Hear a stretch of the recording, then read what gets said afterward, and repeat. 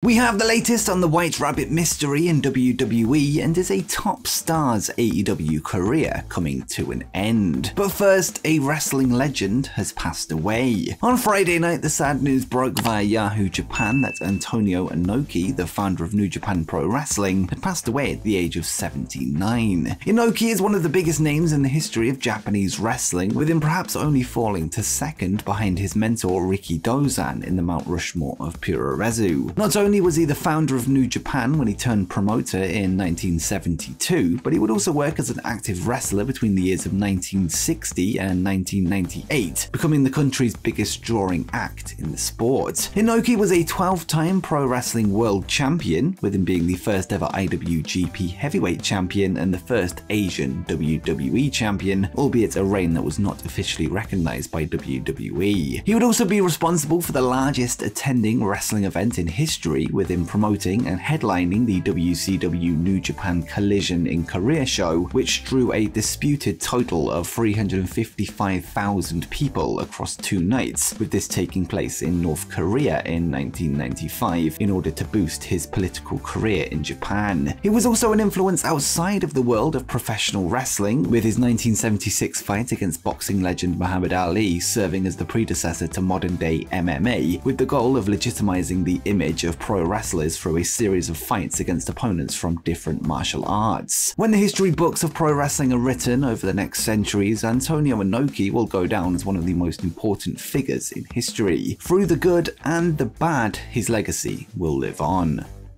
And next, Seth Rollins has discussed his current relationship with The Shield. In 2012, The Shield would burst onto WWE television, quickly becoming one of the hottest acts in the company. The group would consist of Dean Ambrose, now Jon Moxley, Seth Rollins, and Roman Reigns, who would go on to dominate as a trio before splitting in 2014, with all 3 members going on to become world champions as single stars. This week, The Shield's architect, Seth Rollins, would speak with BT Sports' Ariel Helwani to discuss his career thus far, where the topic of the faction inevitably came up. After revealing that he feels like he is living in the Roman era, never feeling like he's being pushed as the guy, Rollins would be asked if there was any resentment towards his former teammate Roman Reigns. Rollins would deny this, with there only being healthy competition, with him saying, "There was never any falling out, never any jealousy, never any you don't deserve this, I deserve this type of thing. It's never been like that. He is immensely talented at what he does, and he is incredible as champion. Has been, and in his role, especially obviously the last 2 years, have been super special for him as a performer, so I take nothing away from him, but I just can't do it in my heart to tell myself that someone's better than me or can do this better than I can, so at the end of the day, this ain't my sandbox, and these aren't my decisions to make, so, but yeah, there's never been any butting of heads, it's always been easy smooth sailing between him and I." Seth would then be asked about his relationship with Dean Ambrose, now going by the name of Jon Moxley, in AEW. Rollins would discuss his current relationship with the AEW World Champion, with him adding, "I don't talk to him as much, obviously, we're both on opposite schedules and different stuff, but our baby girls are close to the same age. He's not much of a texter, he's an in-person cat. So if there's ever a chance, when we're out in Cincinnati last time I was there, I popped into the house and said hi and all that, checked in on him, and I do the same thing periodically just to see how he's doing and stuff. And I'm close with Renee Paquette, so we're always exchanging baby pictures and what's new with the kids and all that stuff. So yeah, again, never any animosity, he's great, again, at the top of his game, doing his thing over at AEW, so nothing but the best." Let's not forget that Rollins was spotted at a recent GCW show to support Mox, with the photo going viral on social media. The friendship with The Shield continues, with the years of scratching and clawing their way to the top of the industry together, solidifying their relationship on and off screen. With Rollins and Reigns being on different brands in WWE and Moxley being an entirely different company, it's harder for them to stay in touch as much, but the love is clearly still there.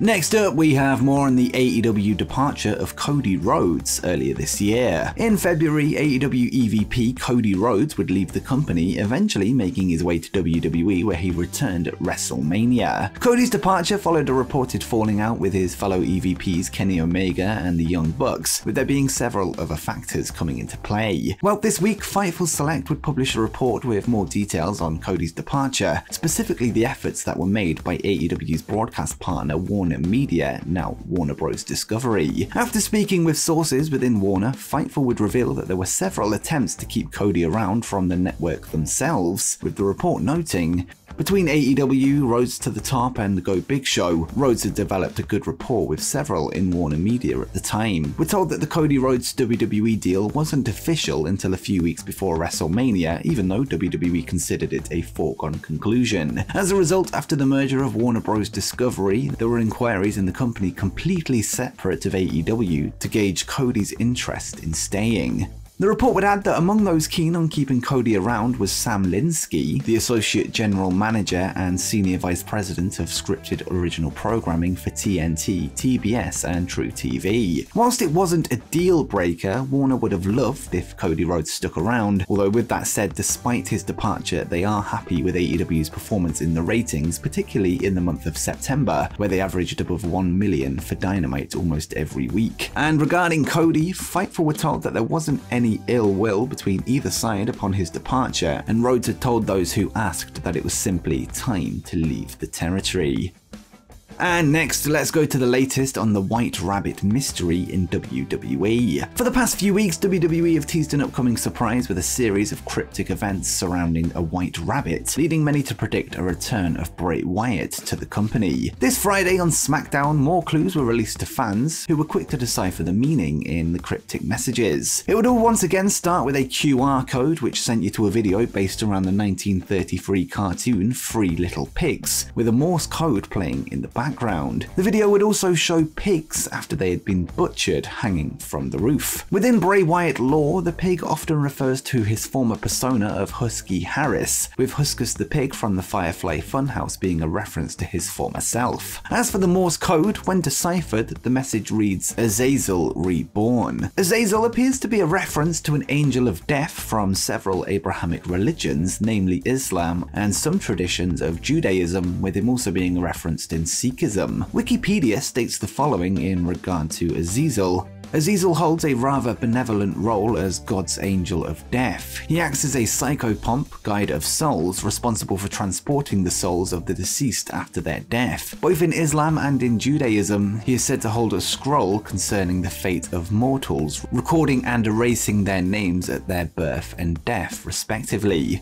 In the corner of the video, there's a graphic with a white rabbit holding a scroll, and the file name for it is TSS10E6, which strangely enough seems to be a reference to The Simpsons, where in Season 10, Episode 6, the song White Rabbit by Jefferson Airplane is played. Within the file name of the video on WWE's website, there was also a phone number hidden, and when called, a message could be heard. When played in reverse, it spells the name Belair in the NATO phonetic alphabet, with its saying, Bravo Echo Lima Alpha India Romero, I am the way into the city of woe. I am the way into eternal sorrow. And finally, during the episode of SmackDown, a sign was held behind the commentators which read, Revel in what you are, with the person holding the sign appearing to be a plant and part of the clues. Interestingly, Revel in what you are is something that Bray Wyatt tweeted on October 27th, 2019. Again, the clues are open for interpretation, although it is known that Wyatt takes inspiration from stories in religion, with Azazel seemingly his latest spark for creativity. Whilst it hasn't been confirmed to be Wyatt just yet, Fightful Select have reported that people within WWE expect his return to be the conclusion of this mystery, although the truth is being kept tight-lipped amongst the decision makers.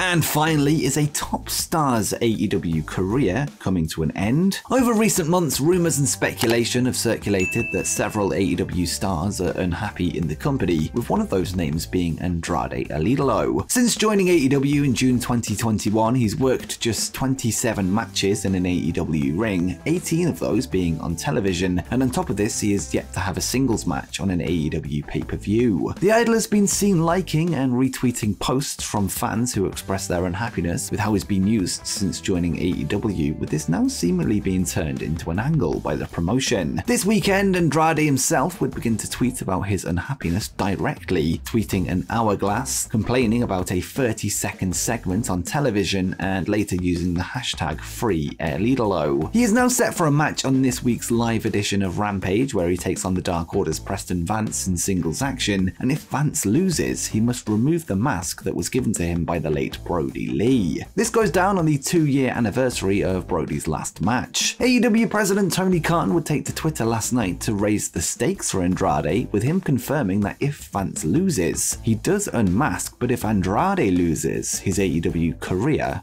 is over. Whether this match is an attempt to turn Andrade's supposed unhappiness into TV time, or if this is a way of writing him off, remains to be seen, but we'll know by the time the results come in. But what do you make of the Andrade El Idolo situation? Could he be leaving this Friday, or is this the start of a push? Let me know what you think in the comments down below. And before you go, make sure you check out 10 wrestlers you forgot wrestled in AEW.